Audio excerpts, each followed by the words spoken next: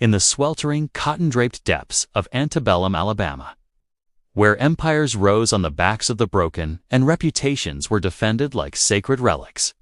A chilling shadow began to creep through the elite plantations. From 1852 to 1856, a wave of vanishings swept across the wealthiest families, one daughter after another, gone without a trace. No screams echoed through the night. No posses rode out in fury. These were vanishings, wrapped in whispers. A girl whisked away to a seminary in Charleston. Another to a quiet retreat in Tennessee. A third eloped with a shadowy suitor from Kentucky in a ceremony no one attended. The alibis flowed as smoothly as sweet tea at a garden party, sealed by the ironclad etiquette of Southern high society. But in the hushed corners of the slave quarters, amid stolen glances over washboards and plow lines, a raw truth festered. Tales of daughters who never truly left, of cures for willful hearts, of savagery so deep it thrived in broad daylight. This isn't the sanitized saga from gilded textbooks, stitched from a concealed journal, buried legal files, and the scarred memories of those compelled to watch. It's the nightmare of the concealed stable at the Harrington estate, the eternal riddle of why Amelia Harrington's remains were never unearthed. The year 1852 found rural Alabama locked in a delicate dance of facades and forbidden pacts. The plantation world was theater, every soul scripted in an endless pageant of elegance, faith, and unyielding dominion. A family's legacy was its crown jewel. One Fisher could topple the throne. Power wasn't just land or ledgers, it was the flawless vein of their blood and the spotless virtue of their daughters. At the heart of this polished realm, beyond the humming port of Mobile, sprawled the Harrington Plantation, a vast domain of 2,800 acres. Its sea island cotton fields rolled to the horizon, gleaming under the merciless Alabama sun. The grand manor, a bastion of ivory pillars and endless galleries, loomed as a testament to the clan's staggering riches and sway. But since her husband's passing 3 years before, the estate bowed not to a master, but to a queen of unyielding steel, the widow Eliza Harrington. Eliza was forged in the fires of the society she commanded. To the world, she embodied Southern refinements, serene, generous, eternally groomed. But within her iron grip, she was a despot of flawlessness. Every detail, from the gleam of crystal to the sanctity of her line, fell under her merciless vigil. Her fixation on propriety wasn't pride, it was doctrine, and any trespass was blasphemy. And in the bloom of 1852, the supreme apostate in Eliza Harrington's temple of perfection was her own flesh and blood. Amelia, at 18, was the lone successor to the Harrington wealth, a prize that ought to have drawn every eligible swain from miles around. But to her mother, she embodied all that repelled, flaw, frailty, and a soft, unyielding resistance to the mold. Amelia wasn't the fragile china figurine Eliza demanded. She was vital. Reland in Eliza's merciless realm, that was her cardinal offense. This brewing feud, a covert siege within the lavish halls, was poised to erupt into an atrocity of unthinkable malice, spawned by a mania that would devour them all. The spark of Eliza's icy, seething wrath was a public mortification. Amelia's weight. In a culture that exalted women as ethereal, breakable blooms, Amelia's fuller form was, to her mother, a brazen insult. It wasn't about well-being or joy, but a glaring emblem of revolt. A spectacle of shame Eliza swore her daughter paraded with intent. Each murmured aside at soirees, each sidelong stare from a rival planter's spouse, pierced Eliza's vanity like a blade. She viewed Amelia's shape not as innate, but as mutiny against the Harrington banner, a blot on their pristine escutcheon. But Amelia's shift hadn't sprung from mere adolescent excess. The alteration started in 1849. In the stifling hush after her father's eerie, abrupt demise. Edward Harrington had been a milder spirit, his subtle mercy a shield between his girl and his wife's granite edicts. His end, chalked up to a swift ague, carved a hollow in Amelia's soul. One she patched with the meager solace of sustenance, her frame now etched with the weight of her woe. Eliza spied no mourning. She saw frailty. The raw core of Eliza's designs unfurls in the meticulous scrawl of her secret journal. In a passage from April 10, 1852, she penned, "The child persists as a disgrace. Her form is deliberate defiance. I conferred with Lydia Beaumont on the regimens applied to her Sophia. The regimen was harsh, yet the outcomes irrefutable. The girl is now pliant, lithe, and yielding. A stern chore demands a steel grip. The era of coaxing is over. It is time for amendment." This stark notation unveils a ghastly reality. Eliza's scheme was no maternal mercy, but engineered barbarity. She aimed to remake her daughter via a savage gauntlet of coerced toilet cure drawn from the veiled triumphs of fellow dowagers who'd tamed their own wayward heirs. She'd caught wind of how the Beaumont lass, once a fervent devourer of banned emancipation tracts, had resurfaced from a healing sojourn, gaunt and gutted, her fire snuffed. Eliza saw no abomination here. She saw remedy, an ultimate. Enduring fix for the Amelia quandary, she'd already selected the tools of her daughter's redemption. 3 souls shackled in servitude to the Harrington lands would morph into unwitting sentinels and coerced accomplices in Amelia's inferno. Their existences, already hemmed by bondage's lash, were set to tangle with the inner abysses of the manor in ways beyond their darkest reckonings. They weren't picked for savagery, but for nearness and craft. Craft's Eliza Harrington twisted for her shadowed ends.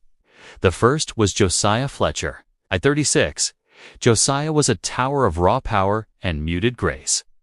As the estate's smithy, his palms were scarred and mighty, bending stubborn steel at the anvil. Yet his intellect cut keener. He was a sentinel, a lifetime ledger of the era's barbarisms and mercies, etched in quiet vigilance. He absorbed all, uttered scant, retained vast. His steadiness Eliza mistook for meekness. The second was Nathan Hale, 29, bearer of a gift, both boon and noose, for a bound man in 1850s Alabama. He was lettered, schooled covertly by Amelia's sire long ago. Nathan's keen, dissecting wit often summoned him to the hall for accounts and missives. His reading, a boon yet peril, was a guarded lore. He grasped the tangled snare of dominance and duplicity binding the plantation weave. Knowing lore in errant grasp was a blade. The third, the tenderest, was Samuel Tate. Just 15, Samuel carried the sagacity of a sage, doubly his years. He'd arrived at the Harrington grounds a mere 2 winters past, bartered from a savage rice spread in South Carolina, where he'd beheld terrors that scarred his keen, shadowed gaze forever. He was hushed and alert, gliding through existence with a wariness belying boyhood. He spied rhythms others overlooked, the faint sway in a lady's temper, the wordless frictions twixt lord and warden. These 3, the forger, the savant, the seer, would be called by Eliza and tasked with a profane charge. They were to warden Amelia's cloistered cage. They were to shepherd her reclamation, impose the vicious drudgery, chronicle her advance. They were forged into Eliza's agents of malice, their endurance now fused to the methodical ruin of her kin. What they'd behold would probe the brink of their souls and birth a pact in the unlikeliest, deadliest forge. On the remote western fringe of the Harrington grounds, far past the trimmed bowers and thrumming bondfolk hovels, loomed a stable. Not the chief one, a whirl of ceaseless toil, but an elder, lonelier edifice, veiled from the manor by a thicket of hoary magnolias swathed in resurrection fern. It served to hoard spare implements and obsolete gear, a spot that hushed at twilight, swallowed by the giant's gloom. Its seclusion suited deeds craving veil. This forsaken shell was fated to become Amelia Harrington's universe. The dawn of April 15, 1852, broke with the usual cloying mugginess. Ere the sun crested, Amelia was stirred from slumber. She was marched from her silken sanctuary down the majestic stair and through the manor's rear, clad solely in her gossamer shift. Her visage, ashen in the pre-dawn murk, betrayed no shock, no dread, not even ire. Only a deep, bone-tired yielding, as though she'd long awaited this dawn. Josiah, Nathan, and Samuel awaited by the stable, masks of impassivity cloaking the nausea twisting their guts. Eliza Harrington loomed before them, spine like ramrod, tone keen and chill as a frostbitten morn. Her directives were exact, intoned with a surgeon's dispassion in dosing bitter physic. Amelia's days would span from first light to gloaming. Her labors weren't for yield, but for scourge. She was 2 mil maize by pestle with a ponderous granite wheel, a grueling, spine-snapping chore for the burlest reapers. She was to haul 80 lb bundles of provender, end to end across the loft, ceaselessly, till sinews wailed. She was to cleave timber with a hefty maul, till her tender, unmarked palms bubbled and wept. Her fare, mush, and brackish, scant to fuel the grind. The trio got their mandates. Josiah, too, vouched the deeds done. Nathan to log her yield in a tally. Samuel to bear her sparse dole and draft. No converse beyond bare commands. Kewa her keepers, her taskmasters, her scourges.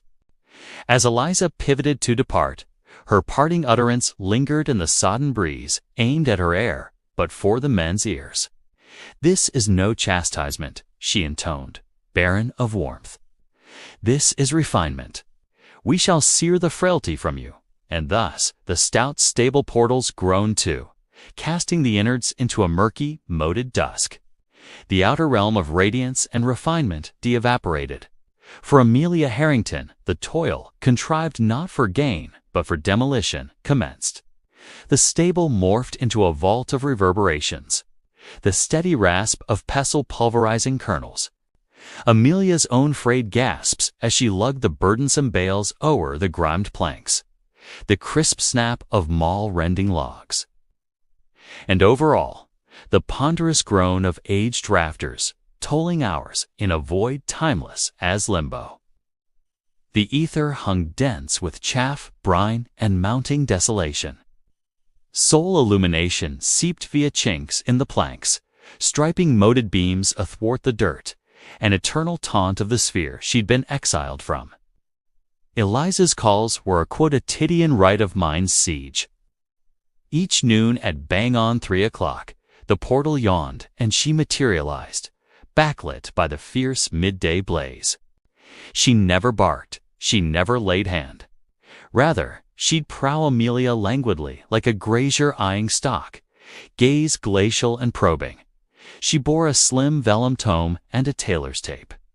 With Medic's remove, she'd bid Amelia freeze as she gauged her tone a subdued, censorious drone. The jottings in her ledger from this span are arctic in their song-fra. May 2nd. Mass gauged 172 pounds. A trim of barely 4 pounds. Cheeks linger puffy. Palms are raw as foreseen, yet her metal endures unbroken. Regimen advances per design. Or May 9th. She faltered thrice today with the provender bales.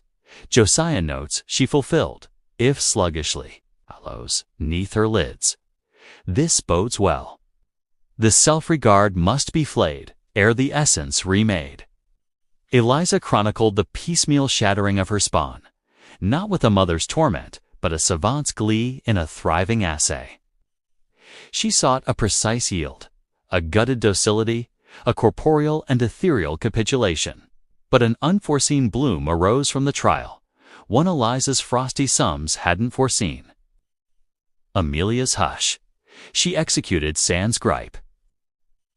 She bore the probes and spanned sans drop. Her mute, steadfast grit wasn't the pulped yield Eliza hungered for. It was another breed of fortitude, a inert defiance that commenced to rattle her dam. Amelia's husk waned, but her core, in its mute scorn for fracture, wielded an odd virile might Eliza hadn't mastered quelling. Eliza Harrington's staple was no mere privy dungeon. It was a gallery, a paradigm of ingenuity in the door-craft of hearth command.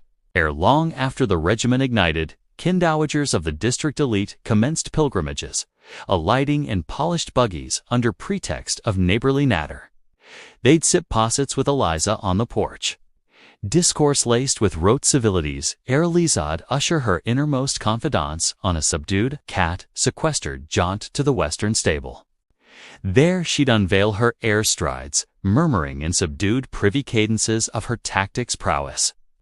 These dames weren't novices to the notion. They were a coven of steely dames, bound by mutual zeal to safeguard their kin's sanctity and might. There was Mrs. Lydia Beaumont. The self-same hood amended her Sophia for the vice of pouring our contraband Liberty scrolls. There was Mrs. Beatrice Langford, whose heir Isabella had boldly spurned twin propitious betrothals for delving paternal tomes on equity. And there was Mrs. Genevieve Caldwell, whose heir, likewise Genevieve, had wrought the paramount breach. She'd been snared schooling bondfolk young'uns in letter basics. Each of these dams spied in Amelia's plight a balm for their hearth mutinies. Eliza's stable birthed a template. By late May 1852, a muted, venomous web had woven. Kin stables, retooled for twin, Dor Ames, now hummed Awer for Alabama parishes. It was a cabal of muteness, a tacit covenant 'mongst the exalted to dispatch their vexing heirs sans societal scar. The sole soul to espy the ghastly weave was young Samuel Tate. His chores oft bore him twixt the Harrington domain and kin spreads, ferrying goods or dispatches, and he commenced marking the portents. He spied how Mrs. Langford now dodged queries on her erstwhile spry heir. He noted the abrupt, eerie void of a once bustling stable on the Caldwell tract. He caught the echoic palliatives recited from hall to hall, a swift malaise, a jaunt overseas, a rushed union. To the broad world, these were stray mishaps. But to Samuel, schooled in endurance by heeding the unvoiced, the weave shone stark as it was dread. The heirs of Alabama were fading, not to ether, but to the throttling gloom of stables veiled scarce from ken. Within the Harrington stable, sundered from Eliza's chill, dissecting stare, a wholly alien interplay commenced to unspool. In the communal mire of their door charge, the stark tiers of dame, inmate, and thrall commenced to unravel at hems. Amelia, divested of her finery, her rank, her title, was no more Miss Harrington, the planter's pampered bloom. She was merely a dame weathering an inconceivable scourge. And in her throes, the triad tasked to sentinel, her commenced to behold not a tyrant, but a peer detainee. They parleyed in a tongue of mute cues and petty veiled mercies. When Amelia's limbs quivered from strain hauling the weighty Colonel bales, Josiah the smithied station athwart Eliza's sightline, birthing a swift diversion, granting Amelia a cherished instant's reprieve. He demowed her body's poise for hoist, how to hew them all sans squander, scant drills and endurance masked as scrutiny. Nathan the savant would stash a fresh cloth steeped in chilled draught by the timber stack, a wordless boon for her oozing raw palms. And Samuel, the vigilant lad, once snared her as knees buckled from wear, bracing her a tick ere notice, his boyish mask of resolve scarce veiling the pity in his gaze. For spans, no utterance crossed save the sparsest writs, but the quiet brimmed with burgeoning tacit accord. They were all captives of Eliza Harrington's decree, jailed in sundry coops of one jail. The inaugural true parley bridged in early June. Amelia had been milling maize for spans, her gait torpid, and wrote. Josiah loomed nigh, feigning wet of a blade in a murmur, so faint it nigh drowned in the wheel's drone. Amelia queried, "Do you loathe me?" The query dangled in the chaffed gust, but probed beyond this stable, this penance. It essayed the full merciless weave that sundered them. Josiah shunned her gaze. He pressed his toil, tone low and plain. Loathing, he uttered, drains vigor. Vigor fares better on endurance. It wasn't absolution or amity. 'Twas a dictum of stark, serviceable verity, a nod to their joint plight. But in that tick, aught within Amelia transmuted. For the first in her days, she'd been beheld not as Harrington, not as badge of opulence and yoke, but as mortal straining to persist. Josiah's dictum wasn't solace, it was a latch unlocking a portal within she deemed bolted eternal. And athwart that portal, a perilous, unlooked bond commenced to knit. The nascent tie, hammered in mutual thirst for persistence, deepened to aught more labyrinthine, more intimate, and boundlessly riskier. The murmured lulls from toil lengthened, the discourses waxed bolder. In the ephemeral spans, when surety cloaked them from watch, they bartered shards of their spans, erecting a brittle span hour, the yawning gulf of hue and cast that should sundered them forever. Amelia gleaned Josiah's quarter life, a weave as lush with bond and fellowship as hers had rung with lavish void. She gleaned he held a spouse, Ruth, and a 5-year-old lass, wee Eliza, whose glee was the sole buoy in his tide. He evoked them with a muted, yearning softness that stirred Amelia as no burnished bough's flattery e'er had. In yield, Josiah gleaned Amelia's jeweled snare. She evoked the ceaseless codes of decorum, the perpetual wither from her dam, the abyssal solitude of a span sand's true tether. She bared her blackest terrors, tone quavering in the stables near black. She seeks not mend, Amelia breathed one eve, gaze vast with dire ken. She craves my erasure. To simply ... unbe. Josiah hearkened, his nearness a mute oath to her sooth, proffering no hollow balm, only the deep honor of attestation. The soul's knit birthed its somatic twin. In mid-July, the summer blaze had forged the stable to a roasting kill. Amelia, sapped by a full day's grind on scant scrap, was lugging a kernel bale when vertigo surged. Her sight swam, limbs yielded. Ere she dashed the rammed loam, Josiah lunged with velocity belying bulk, cradling her in puissant limbs. He braced her a span, palm firm on her spine, crowned to his breast. In that flash, the outer sphere, the realm of lords and churls, of sable and fair, of taboo bounds spelling doom, if breached, dissolved. There lingered but twain souls, and meshed in a tick of joint, brittle mortality. When vigor reclaimed her, he aided her stance, but for a drawn tick, neither stirred. The ether hummed with a verity as inexorable as it was dire. The taboo knit betwixt them, whelped in shared woe's abyss, now wielded might to doom them twain or, perchance, to redeem.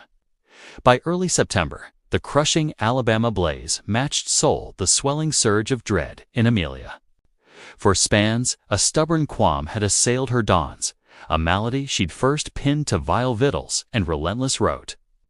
But when her lunar flux shunned a rival, a second moon, a vaster, dreadier dawn broke. She ken her frame and the shift brewing within. In the throttling bounds of the stable, 'neath her dam's ceaseless menace, the untenable had bloomed. She tarried till gloaming, till the stable donned umbra and soul churs of nightbugs droned sands. She sought Josiah by the rear bulkhead, patching gear. Her pulse thundered 'gainst ribs, each throb a knell of looming doom. "Josiah," she breathed, tone quaking. He wheeled, countenance illegible in the murk. She needn't utter more. He spied the stark panic in her gaze. "I bear fruit," she said, the utterance a doom scroll as it fled her lips. "Your fruit." The hush ensuing was utter, weightier than any kernel bale, more throttling than any blaze. The dread soul hers was now mirrored in his gaze, amplified and manifold. They both grasped the tolls with nauseous lucidity. Unmasking spelled demise. No tribunal, no clemency for a thrall who grazed a pale dame, leastwise the spawn of a mighty reaper.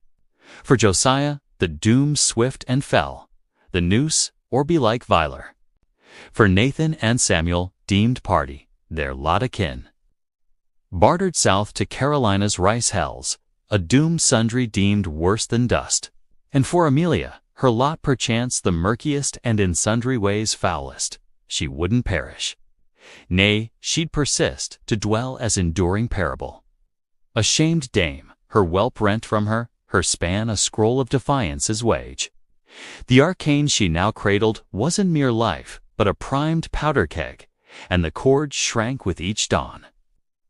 As Amelia's dread nigh devoured her, it was Nathan, the muted savant, who quested for armament. He what brute sway availed not 'gainst the Harrington bastion. Their sole buoy lay in unearthing an arcane, a chink in Eliza's mail. Wielding his sporadic ken of the estate bureau to sift parchments, he launched a covert, perilously audacious probe. He combed tallies, freight rolls, and aged epistles, hunting aught amiss. What he unearthed froze him to marrow. Nestled in a veiled roster of hearth physic outlays were 4 monikers. 4 lasses, heirs of noted kin.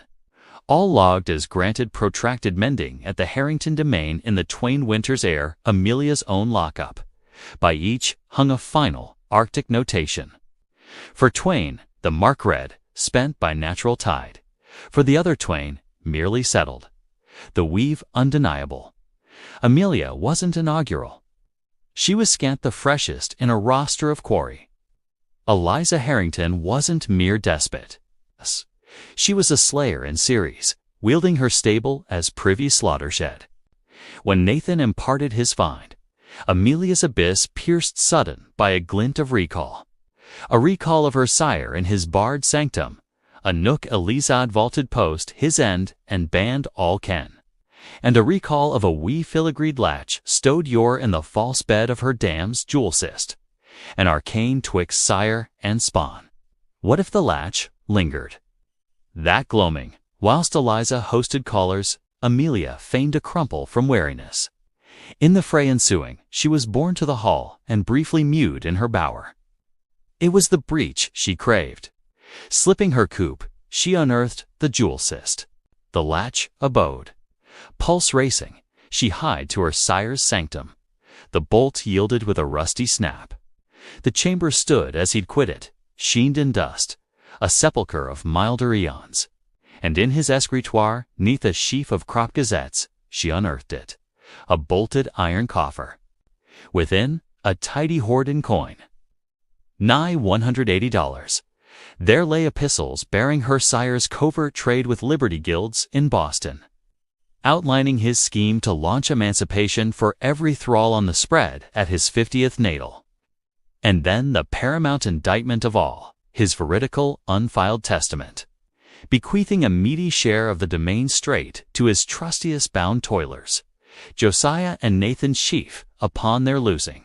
Tucked in the testament another epistle. This in her sire's script to his scribe.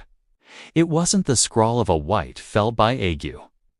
It was a self-quell missive, a bearing of his abyss or his spouse's relentless malice and his own frailty in staunching it. He'd claimed his own thread. A sooth Elizad deftly shrouded to guard the kin banner and usurp the domain's reins. Amelia now clutched the attestation of her dame's deceits, her sire's true bequest, and perchance the gear for their flight. They held scant 24 turns. Elizad waxed wary of Amelia's lingering ailment, on-hailed Dr. Whitaker for a probe come morrow noon. Once the leech avouched her quickening, their dooms locked. The stratagem they hatched in Knight's Core was desperation's spawn, a frenzied breathed counsel in the stable's black nook. It was a Hail Mary, a quixotic cast, but their lone throw. Amelia, wielding her sire's coin, would pose as a young relict, Mrs. Amelia Harrington, wending north post her lord's abrupt fade. She'd Dan mourning garb, plucked from her dam's press. Josiah, Nathan, and Samuel her chattel, bound for Mobile for barter. The yarn held water for a swift scan, but hinged wholly on their feigned writ's sheen. Nathan wot a soul by the wharves in Mobile, a fallen quill with knack for simulacra and yen for specie, a chancy link, but their sole buoy. They'd crave transit scrolls, barter rolls, and loosed men's charters for the northbound trek. He'd crave $45, Nathan grimmed. A fifth of their flight purse vanished ere outset. No election. The tenderest gash of the weave-twined Samuel. The lad, slight for his tally, couldn't pass convincing as a toiler hied to wharves for trade. He'd perforce bide. His part crucial and unthinkably valorous. He'd tarry till morn, then bolt to the warden, claiming Amelia'd menaced him with a blade, overpowered him, and fled sole in the night. The fabled loose the hunt inland trails, granting the rest vital turns to coast. It was a canard that'd doubtless earn him fell chastisement, a lashing that might maim or fell a stripling his gauge. When Amelia demurred, tears tracing her cheeks, Samuel met her gaze with eerie elderliness. "Let 'em stripe me," he steadied. "Let 'em dee me craven, afeard of a lass. It's kinder than what they'll wreak on you." On all, in his gaze, no qualm, only a soul-rending, firm resolve. The stratagem set, the wagers utter, as the sun dipped low, hurling vast, baleful glooms o'er the cotton tracks. Nathan slipped from the spread. Clear's throat, the 7-mile trek to Mobile was a gauntlet for a sable soul post-dark.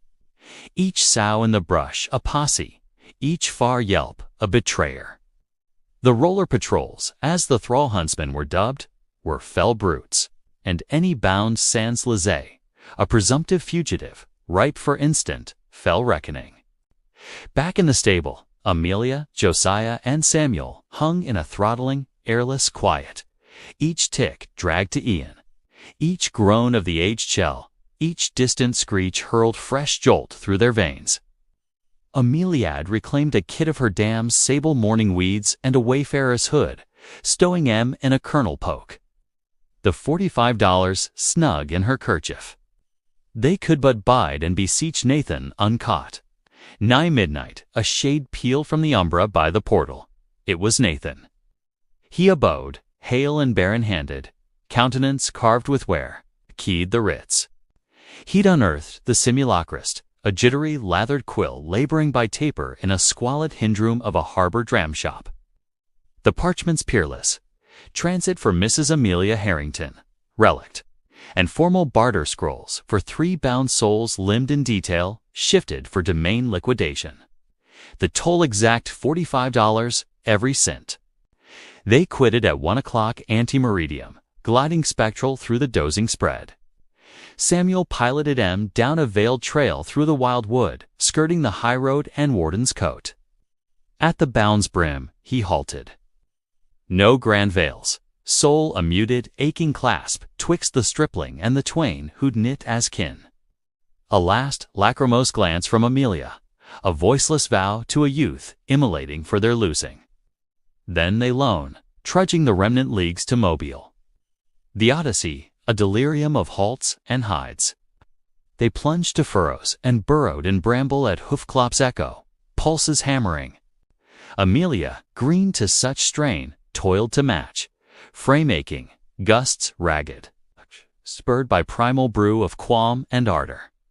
Qualm of her dam and a fierce, shielding ardor for the unborn and the soul striding beside. They no more fled. They were kin, battling for their inaugural gasp of liberty. They gained Mobile's waterfront as the first wan dawn leaked athwart the orient firmament, limning the bay in silhouette of spires and slumbering hulls, the gust thick with brine, pitch, and scad. The burg stirred. Clatter of drays on sets and hawkers' cries rang through the haze. Unkenneling a lorn lane, Amelia doffed the morning weeds. She laved face and palms at a common fount, schooling her lineaments.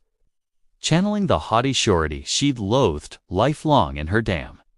She must embody Eliza Harrington to flee her. When she stepped forth, she was no more the quailing wench from the stable. She was a mourning widow, mean a visor of grave woe.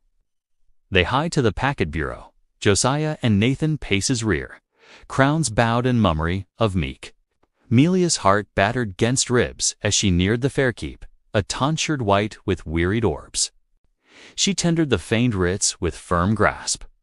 The keep probed the scrolls with guild rigor, gaze raking script, seals, the quasi stamps. He reared 'em to gleam, peering. The quiet in the wee bureau deafened. Amelia felt the drench tracing her spine. After I turn, the keep thumped the stamp, echo like pistol crack. My sorrow for your bereavement, madam, he droned, wrote. Berth for 1 and freight haul for 3 aboard the Dawn Gale, sailing at 8 o'clock. Board well, Mrs. Harrington. A whirl of giddy easement surged her. They'd rotted. They'd locked passage. In 2 hours, they'd steam north, from Alabama, from Eliza, to fresh Ian. They ken a lorn nook on the thronged quay to bide, striving inconspicuous. But as the sun mounted, flinging full blaze on the teeming port, Nathan's frame stiffened. He gave a faint, nigh-invisible wag of crown. Shoon gaze now, he breathed, tone taut with ward. Leftward by the warehouse, a soul in russet greatcoat. He's trailed us since the fair hall. Amelia stole a slant peek. The white was rugged, with flinty, scheming fizz. He shunned subtlety. He ogled them with unnerving, beastly zeal. As their orbs locked a tick, the white wheeled and strode brisk, intent up the lane to the burg's core. Thrall-snatcher, Nathan exhaled. The term a dirge nail, their frail gleam, so fledgling and vivid, commenced to founder. The 2 hours of biding pure torment. Each fleeing tick a cinching halter. They boarded the Dawn Gale soon as bid, seeking haven in the wee privy berth, Amelia's fare granted, but no sanctuary abode. The craft a snare, a buoyant jail. They could soul-sit, hearken, by the foredoom. At 6, the uproar they dreaded burst on the quay. Upped tones, thud of stout boots on the brow. Amelia peered through the berth's scant scupper. It was her dam. Eliza Harrington had hied, girt by the parish reeve and twain-armed myrmidons. She strode with the zealous ire of a sovereign whose realm defied. Fizz, a visor of chill, reigned fury. The craftsmaster, cowed by law's shade and a parish's mightiest, yielded no bar. Eliza rampaged the deck, orbs raking each fizz. The berth portal flew sans wrap. Eliza loomed, gaze sweeping Amelia's morning weeds, latching on Josiah and Nathan gun-barreled in the passage, scarce rear. Deemed the verily. She commenced, tone perilously serene. Deemed the 4-1 abject tick that could flee me. But the qualm Amelia dwelt lifelong, burned away, swapped for a stark, freeing blaze. She rose, mandible firm, locking her dam's gaze, sans blink. I unearthed sire's testament. She steadied, tone limpid and keen. I unearthed his epistles. I wot what ye wrought him. I wot the lied. For the first, Amelia spied a flicker in her dam's orbs. Not remorse, but a spark of pique, as at petty snag. Eliza's avowal chill as the deed. Thy sire was frail. She dismissed with hand's flick. He'd have raised this kin with his mawkish whims. I wrought what behooved to guard our banner, as I'll wrought what behooves now. She advanced astride, orbs dipping to Amelia's mid. Thou art greater goal than e'en I dreamt. Dr. Whitaker probed thy bower yest morn, post thy bolt. He unearthed token of thy state. She relished the term, honing it to dart. Thou hast not soul-shamed this kin, thou hast fouled its vein. The wage for that shall be fell for all. As the reeve advance, irons in grasp, primed to bind Nathan Hale spake. His tone rose not, but clove the strain in the wee berth, keen as stiletto. It's o'er late, he uttered with stunning, unshaken faith. Eliza wheeled on him, mean brew of scorn and incredulity. What spake the thrall? I spake, it's o'er late. Nathan recurred, orbs locking hers barren of qualm. Sundry ken. We sped duplicates of the testament, duplicates of thy Lord's epistles. We sped M2 scribes in Boston, 2 Liberty Guilds in New York, 2 gazettes in Philadelphia. The yarn of what the reek in thy stable spreads already north. It was a sublime, forlorn feint. They'd sped not. But Nathan vended the canard with utter surety of a knave-clutching triumph, a mote of dubiety sown. Eliza's flawless poise quailed first tick. Ye are letterless thralls, she spewed, but the terms lacked earth's conviction. The lack craft for such. Nathan grinned, chill, defiant quirk. Nay, Mrs. Harrington, I parse and pen keener than most pale blades in this parish. And for the past 4 moons, each time ye hied me to thy bureau, I wrought more than sift thy scrolls. I mirrored em. He let the terms dangle, rearing a bulwark of canards round em. I mirrored every writ, every feigned fade roll, for the lasses in thy stable. Every veiled tally, every epistle the scribe to Mrs. Beaumont and Mrs. Langford plotting dispatch of their heirs' husks. It all stands mirrored, all sped north. Bind us, and you'll see attestors to thy own felonies on the dock. The sooth flees thy reign. The feint, peerless as it could, bides scant 'gainst Eliza's clout, and the parish reeves writ conjoined. They were hauled from the craft and gyves, a pageant for key lads and tars who paused to gawk the tumble of fugitive thralls and their shamed dame. They were hied to the parish jail, a squat door pile of brick and bar. Amelia sundered from the rest, mewed in a wee lone coop on the upper tier, a nook for pale dames. It held a pallet, pale and lone-barred casement o'erlooking the forum. Josiah and Nathan flung to the nether deck, a black, feculent void dubbed the thrallfold, where bound captives held ere barter or scourge, a stead scant quit unbowed. That eve Eliza hied Amelia's coop. She bore no balm, tendered no dam's ease. Her call chill fell as say. Thou hast cost me vast vex and specie, she stated, as banding a sour trade. But it shall mend. She unrolled their dooms with arctic exact. By morn, the reeved ring full of owls from the blades. Josiah's beheading slated by week's end. Nathan, for his letters and gall, bartered to a toiled kennel in South Carolina's bogs. And Amelia, she'd revert to the stable, there to bide till her ill star waned. A paraphrase for coerced quelling of her quickening, overseen by the pliant Dr. Whitaker. For days dragged in anguished mute abyss. Amelia hearkened not, spied none save a jailer bearing scant meals. On the 5th dawn, a wee flint struck her casement. She dashed to bars.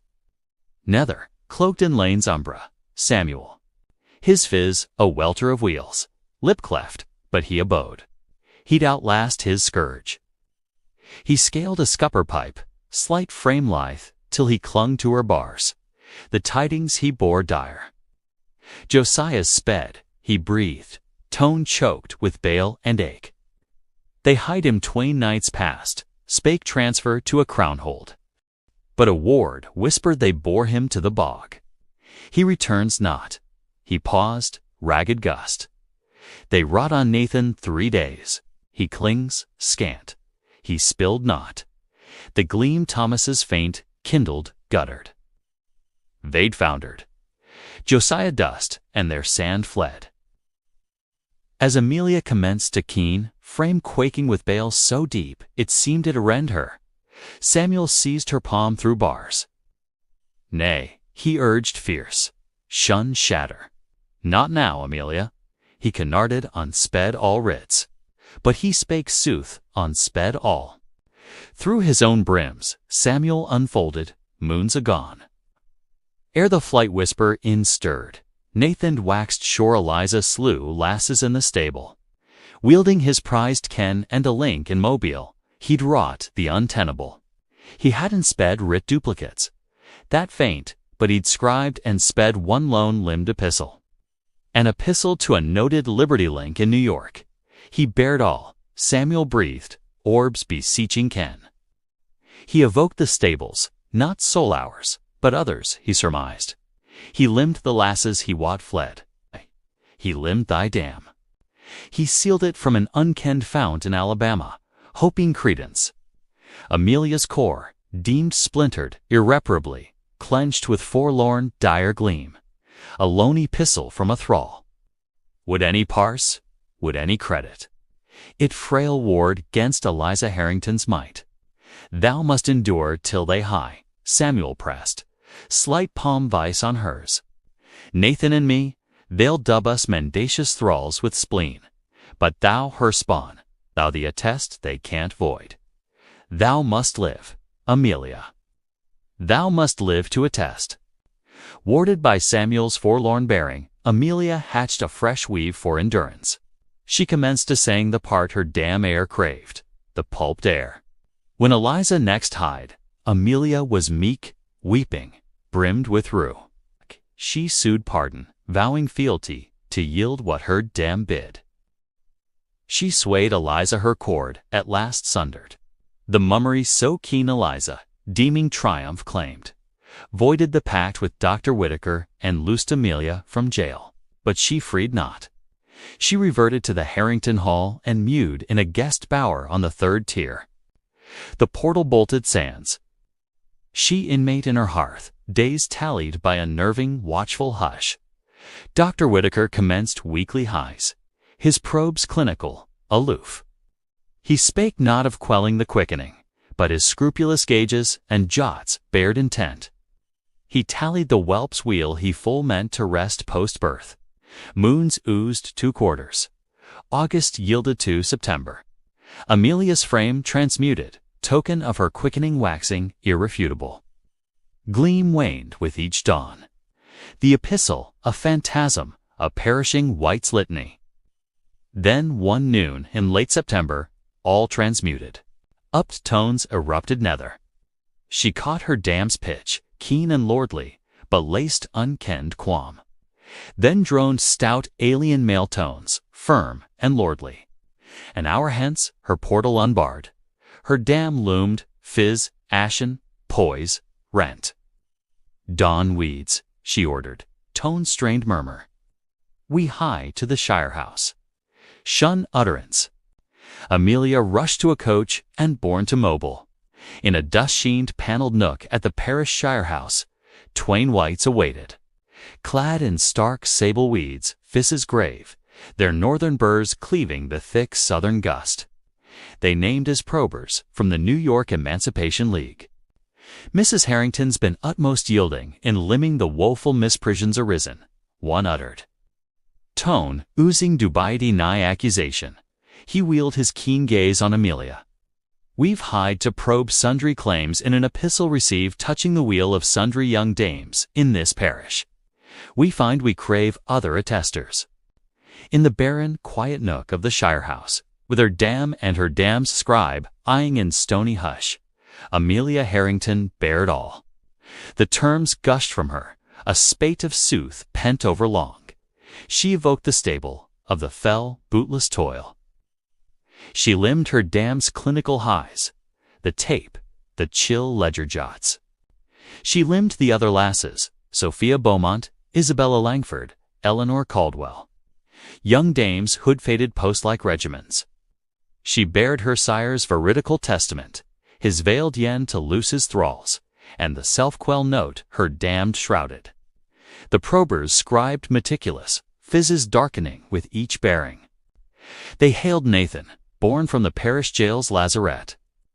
He's shadow of erst's self, gaunt and frail, but wit keen, tone though faint, plain. He vouched every jot of Amelia's yarn, adding his own marks on the tallies, the feigns, and the muted spread of Eliza's crafts to kin spreads. Samuel hied next, his attestation sealing the weave of fled lasses and void stables he'd marked on his jaunts twixt domains. The utmost fell stroke came when Amelia, tone fracturing with renewed bail, bared her quickening of Josiah Fletcher, and how he'd been borne from jail and beheaded sans tribunal, sans charge, sans parchment to scribe his fate. At this, one prober drew a writ, duplicate of the epistle Nathan sped. He commenced recital, tone pealing through the mute nook, a voice from dust indicting cabal of quick. As the attest reared an irrefutable scribe bastion of sooth, Eliza Harrington's poise sundered final.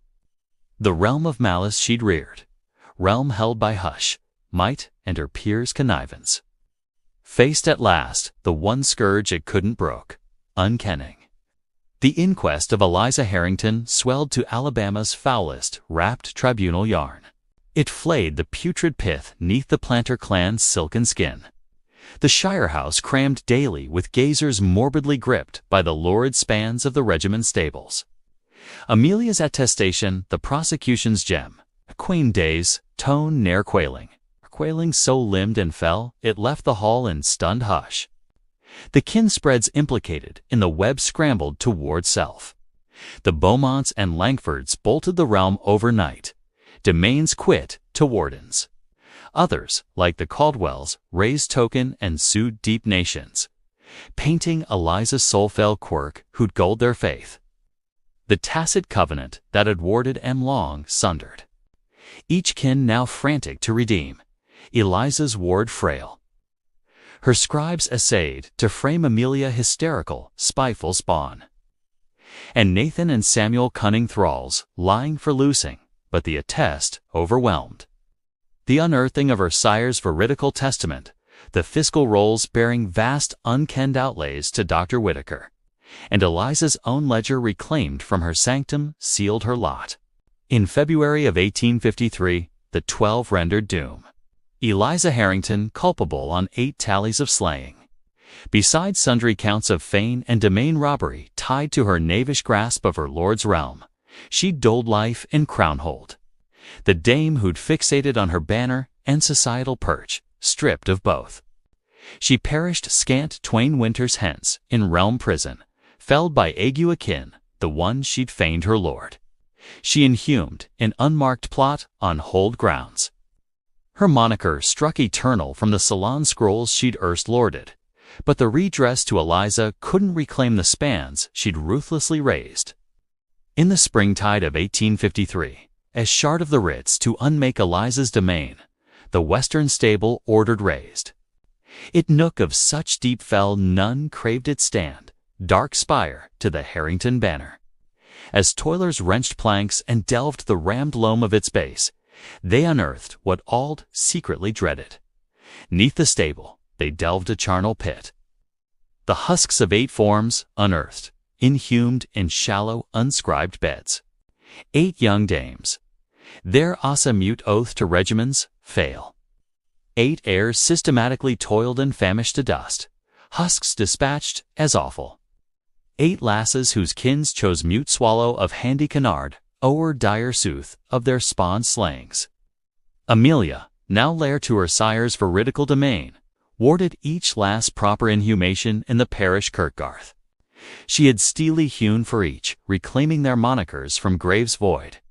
Their monikers at last scribed, yarns at last voiced, Sophia Beaumont, the poor; Isabella Langford, the budding savant; Eleanor Caldwell, the veiled tutor; and 4 others whose fades so muted they'd slipped ken save their slayers: Clara Whitlock, Beatrice Hensley, Ruth Fairchild, and Lavinia Croft. The fell sooth they'd strive to shroud deep 'neath Alabama loam, at last born to gleam. In March of 1853, scant moons post her dam's doom, Amelia whelped a hale lad. She dubbed him Edward Josiah Harrington, honoring both the mild sire lost and the valorous soul cherished. With her son's whelp, Amelia's aim gleamed crystalline. She no mere survivor of fell. She agent of fresh genesis, wielding her sire's law, now probated testament as law and ethic lodestar. She heir the full Harrington domain. Her inaugural deed as fresh head, revolutionary. She launched the right of losing, methodically freeing every bound soul on the tract. It deed that hurled tremors through the parish, earning her scorn and fury of neighbors. But she stirred not by their doom. She'd beheld their society's veridical fizz, and craved no shard. Nathan Hale outlast his fell herds. He reclaimed vigor, and upon law loosing, Amelia tendered him wage stead as domain warden, trusting his keen wit and steadfast ethic to aid her helm the unprecedented shift. Samuel, now loosed youth, elected bide too. Amelia warded he gained the formal lore, ere denied, and he swelled to brilliant, pitying youth. Conjoined this unlikeliest triad, the survivor, the savant, and the seer, wrought the untenable. Tita transmuted the Harrington domain. Stead erst twin to woe and dust, too odd fresh. An Alabama domain wrought wholly sans thrall toil, helmed by souls erst deemed goods. It radical assay, gleam of buoy in the core of dark, fell weave, and swelled Amelia's veridical, enduring bequest. 4 spans, the full fell yarn of Eliza Harrington's regiment, stables abode a sealed sooth. Delved deep in dust-choked, slighted parish shire chives. It local shame, scandal so deep the mighty kins complicit toiled, tireless to unken it. They recast kin yarns, reframing their slain heirs as woebegone quarry of flux or luckless souls who'd willful picked cloistered Ian. The cabal of hush, though rent at inquest, meticulously rewoven in annals leaves. But sealed writs, like delved husks, harbor way to eventual surfacing. In 1932, nigh 80 winters post the inquest, a lore kenner, probing pre-clash southern weave, bartered a false bed kissed at a kin dispersal. The kissed had beliked Eliza Harrington's scribe, and veiled in that false bed the one token ne'er filed in public roll, Eliza's primal, unjan ledger. Its innards bared aught far fouler than one fell dame's malice. It held duplicates of her trade with other dowagers, not sole in Alabama, but our for realms. It limbed, fell roster of a web of dams assaying crafts for amendment. Bartering reed on laudanum spans to birth yield, and swapping crafts for discreet dispatch of failed regiments. Eliza Harrington, not been deviser. She'd been polisher of a broad, arcane praxis. The query lingering unvoiced to this tide-chill one. How sundry other veiled stables abode. How sundry other heirs, scant fated. Their yarns closing not in a Charleston seminary, but in shallow, unscribed bed. Sundry arcana, it seems, abide sealed yet. The yarn of Amelia Harrington and the concealed stable shows us that the foulest fell are rarely eldritch. They human. They whelped from fixation on seeming, from devaluing span deemed flawed, and from the mute systemic warding of malice when it dans decorum's visor. Eliza Harrington, no quirk. She produce a weave-prizing accord far o'er humanity. As the echoes of this buried nightmare fade, one question lingers like a ghost in the magnolias. How many more tales like Amelia's still whisper from the shadows of forgotten estates? If this dive into the veiled horrors of the Old South gripped you, drop your thoughts below. Does justice truly prevail, or does the soil of Alabama hold deeper graves? Hit like if these unearthed truths resonate, and subscribe for more journeys into history's darkest corners. Share with a fellow seeker of the unspoken. The past isn't dust. It's alive, waiting to be awakened. Thanks for joining me until our next unearthing. Tread carefully in the twilight.